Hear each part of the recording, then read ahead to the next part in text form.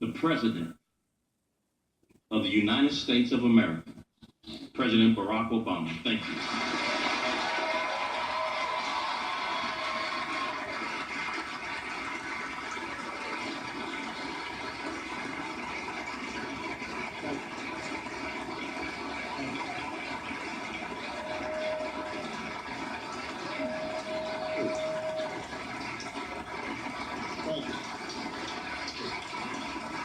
Thank you very much.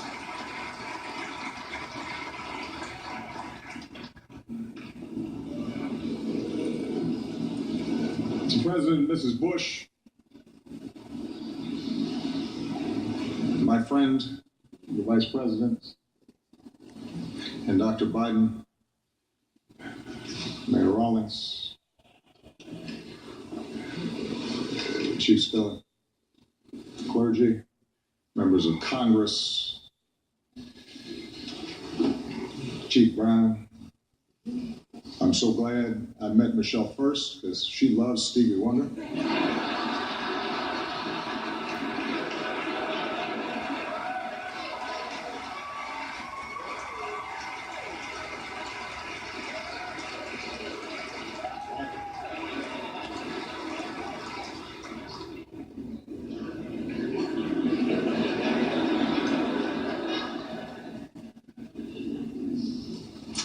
But most of all, the families and friends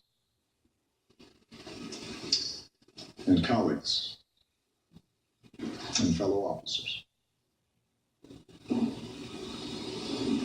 Scripture tells us that in our sufferings, there is glory. Because we know that suffering produces perseverance. Perseverance, character. And character, hope.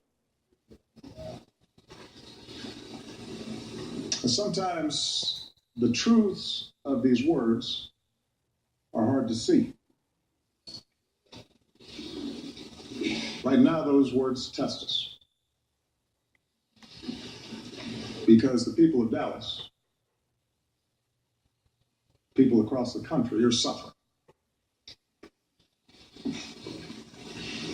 We're here to honor the memory and mourn the loss of 5 fellow Americans, to grieve with their loved ones, to support this community, to pray for the wounded, and to try and find some meaning amidst our sorrow. For the men and women who protect and serve the people of Dallas, last Thursday began like any other day. Like most Americans, each day you get up, probably have too quick a breakfast, kiss your family goodbye, and you head to work. But your work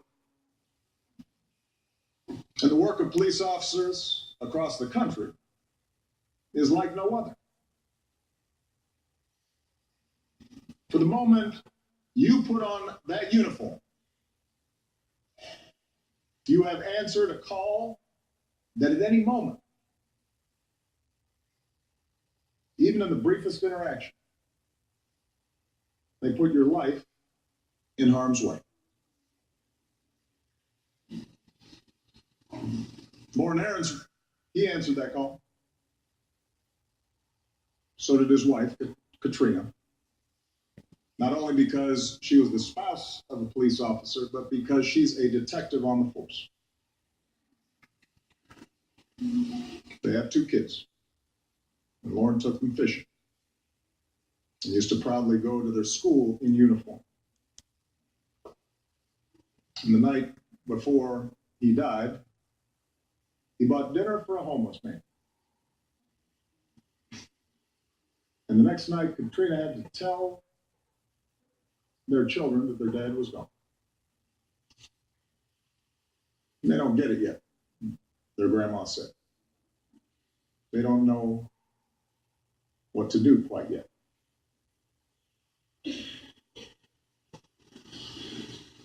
Michael Kroll answered that call. His mother said he knew the dangers of the job, but he never shied away from his duty. He came 1,000 miles from his home state of Michigan to be a cop in Dallas, telling his family, this is something I wanted to do. And last year, he brought his girlfriend back to Detroit for Thanksgiving. It was the last time he'd see his family.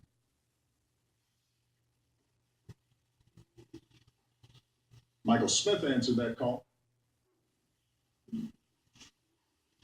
In the Army, and over almost 30 years working for the Dallas Police Association, which gave him the appropriately named Cops Cop Award.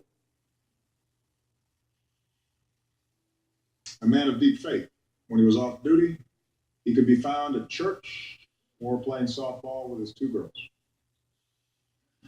Today, his girls have lost their dad, for God has called Michael home.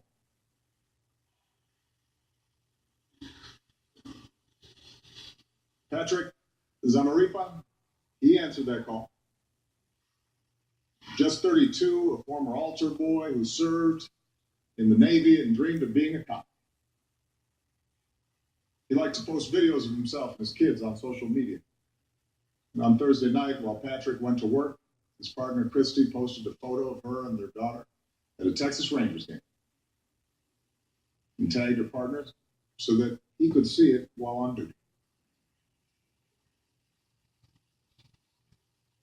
Brent Thompson answered that call. He served his country as a Marine. And years later, as a contractor, he spent time in some of the most dangerous parts of Iraq and Afghanistan. And then a few years ago, he settled down here in Dallas for a new life of service as a transit cop. And just about 2 weeks ago, he married a fellow officer. Their whole life together waiting before them. Like police officers across the country, these men and their families shared a commitment to something larger than themselves. They weren't looking for their names to be up in lights. They'd tell you the pay was decent, but wouldn't make you rich. They could have told you about the stress and long shifts. And they'd probably agree with Chief Brown when he said that cops don't expect to hear the words thank you very often, especially from those who need them the most.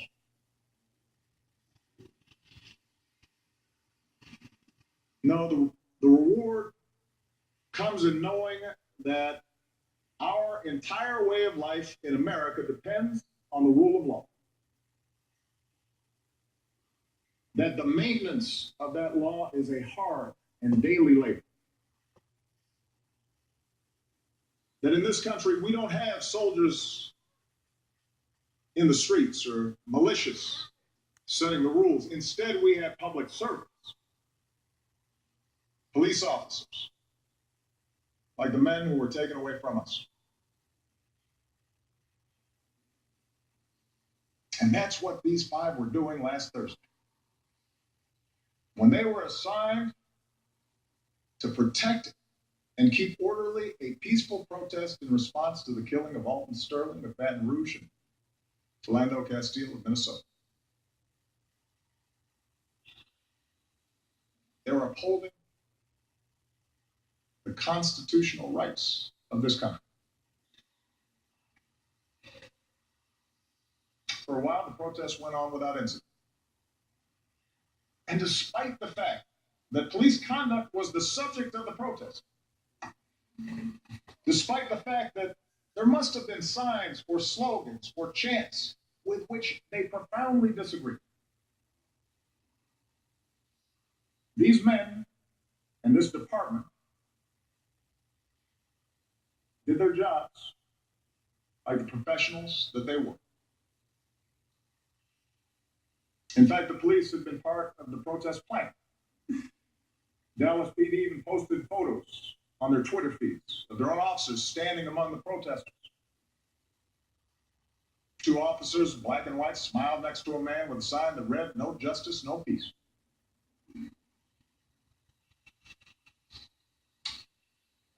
And then around 9 o'clock, the gunfire came. Another community torn apart. More hearts broken. More questions about what caused and what might prevent another such tragedy.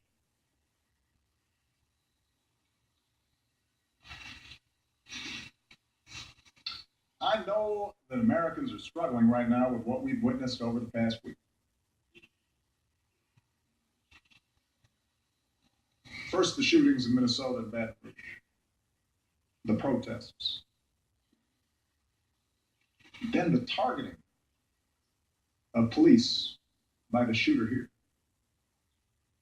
An act not just of demented violence, but of racial hatred. All of it's left us wounded and angry and hurt.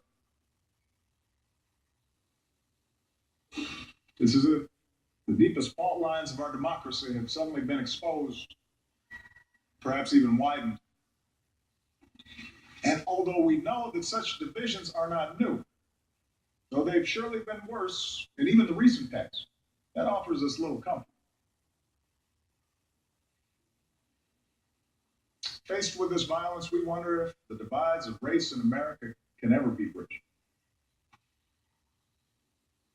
We wonder if an African-American community that feels unfairly targeted by police and police departments that feel unfairly maligned for doing their jobs can ever understand each other's experience. We turn on the TV or surf the internet, and we can watch positions harden and lines drawn, and people retreat to their respective corners. And politicians calculate how to grab attention or avoid the fallout. We see all this, and it's hard not to think sometimes that the center won't hold and that things might get worse. I understand. I understand how Americans are feeling. But Dallas, I'm here to say we must reject such despair. I'm here to insist that we are not as divided as we seem. And I know that because I know America. I know how far we've come against impossible odds.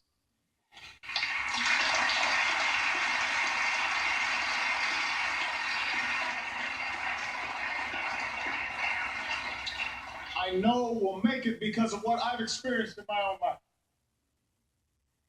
What I've seen of this country and its people, their goodness and decency as President of the United States. And I know it because of what we've seen here in Dallas. How all of you, out of great suffering, have shown us the meaning of perseverance and character and hope.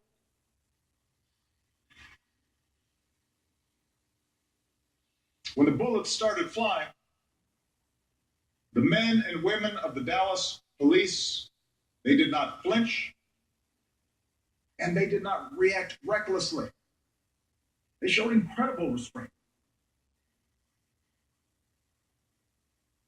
Helped in some cases by protesters, they evacuated the injured, isolated the shooters, saved more lives than we will ever know.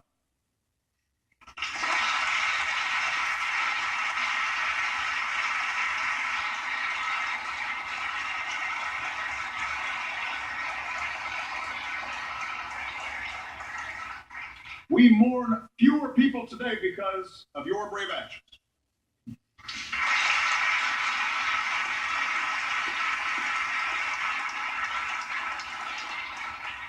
Everyone was helping each other, one witness. It wasn't about black or white. Everyone was picking each other up and moving them away. See, that's the America I know. The police helped Shetamia Taylor as she was shot, trying to shield her 4 sons.